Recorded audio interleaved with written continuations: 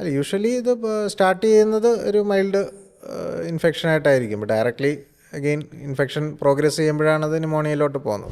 Doctor, അതുപോലെ നമ്മൾ പലപ്പോഴും ഇങ്ങനെ പറഞ്ഞു കേട്ടിട്ടുള്ളതാണ്, പനിയായിട്ട് ഹോസ്പിറ്റലിൽ പോയി ന്യൂമോണിയയായി ICUലായി എന്നൊക്കെ. ശരിക്കും ഈ ന്യൂമോണിയ എന്നുള്ള കണ്ടീഷൻ എന്താണെന്ന് കൂടി ഒന്ന് എക്സ്പ്ലെയിൻ ചെയ്യാം.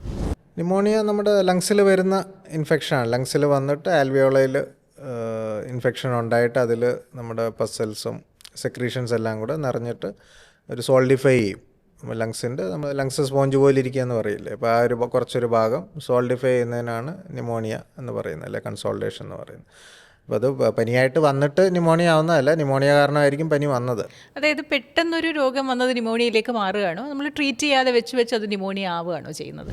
അല്ല യൂഷ്വലി ഇത് സ്റ്റാർട്ട് ചെയ്യുന്നത് ഒരു മൈൽഡ് ഇൻഫെക്ഷനായിട്ടായിരിക്കും. ഡയറക്റ്റ്ലി അഗെയിൻ ഇൻഫെക്ഷൻ പ്രോഗ്രസ് ചെയ്യുമ്പോഴാണ് അത് ന്യൂമോണിയയിലോട്ട് പോകുന്നത്. അത് നമ്മുടെ ഹോസ്റ്റ് ഫാക്ടേഴ്സിനെ ഡിപ്പെൻഡ് ചെയ്യും. ഇപ്പോൾ പേഷ്യൻ്റെ ഇമ്മ്യൂണിറ്റി, അല്ല ജനറൽ കണ്ടീഷൻ, വളരെ തിൻ ഫ്രെയിലായിട്ടൊക്കെ ഉള്ളവരാണെങ്കിൽ റിസ്ക് ഓഫ് ന്യൂമോണിയ കാണും. ഏജ് ഡിപ്പെൻഡ് ചെയ്യും. ഇപ്പോൾ എല്ലാവരിലും വരുന്ന ഈ പറഞ്ഞ വൈറൽ അല്ലെങ്കിൽ ബാക്ടീരിയൽ ഇൻഫെക്ഷൻ ന്യൂമോണിയയിലോട്ട് പോവില്ല.